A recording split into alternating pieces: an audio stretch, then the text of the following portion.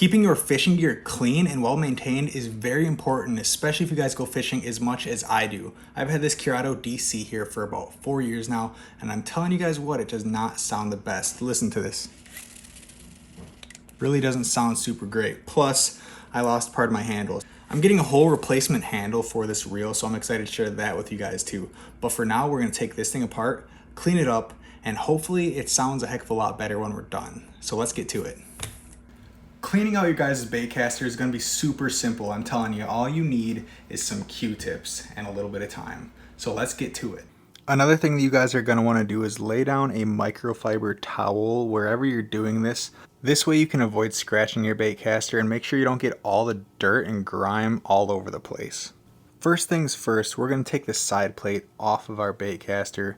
Each fishing reel is different in this way, but for my Curado DC, all I have to do is turn this knob all the way back and then I can slide it right off just like this. If you own a baitcaster, you probably know how to take your side plate off, so go ahead and do that. And this is where the cleaning starts. Take your Q-tip and go around the lip of the spool and do it all along that whole entire surface of the spool, and go around the actual frame of the baitcaster as well with this Q-tip. And as you guys can see, we already got some dirt off of the baitcaster just from doing that.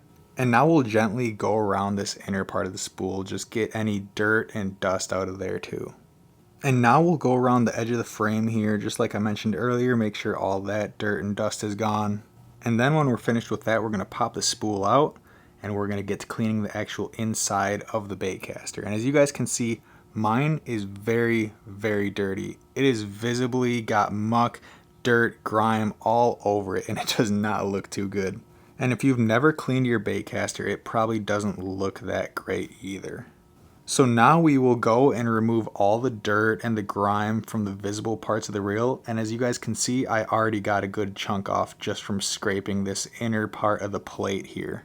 And this is very important, especially if you guys go fishing for bass in weedy, mucky areas like ponds with a lot of vegetation, and if you throw around frogs and stuff like that, you'll definitely get a lot of dirt and a lot of muck inside of your baitcaster, especially in this area here. So go ahead and clean off all the visible dirt, and then also take a look on the insides and the harder to see areas, because I guarantee you there's tons of green stuff hiding out in the places that you can't even see.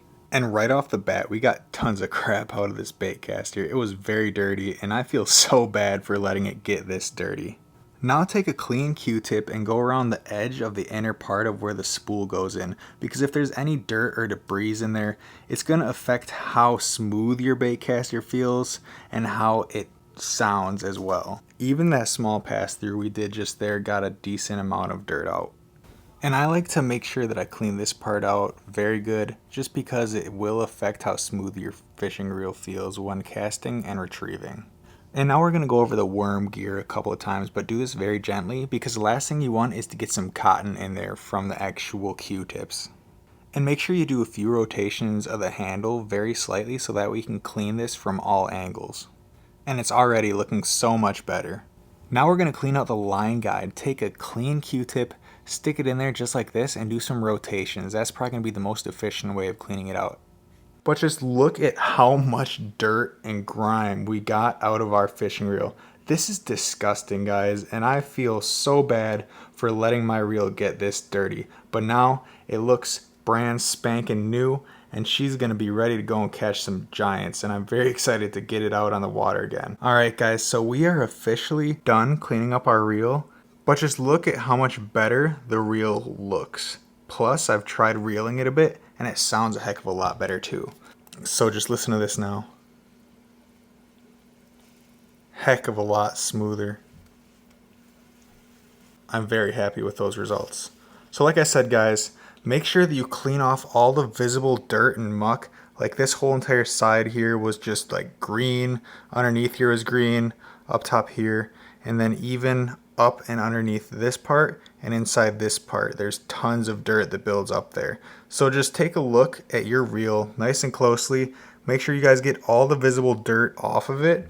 And then I can promise you your fishing reel is going to work a heck of a lot better once you're done doing this to it. I know mine does, and I'm very excited to get out on the water and use this thing again. I mean, Oh yeah, very smooth. Very happy that I went ahead and did this. This part's missing now, and I'm not very happy about that. And I can't wait to get a new handle on this, and I'm gonna show you guys that too in the installation process for that. But I hope you guys enjoyed the video, and if you got any value out of this, make sure to share it with a friend. Also give the video a like and subscribe if you aren't already, because we do a lot of fishing content, because that's what we're passionate about here on this channel. And if you guys also want to know how to oil your baitcaster when you're done doing this, make sure to check out this video here, because I'll show you guys exactly how to do that the proper way. Thank you guys for watching. I'll see you in the next video.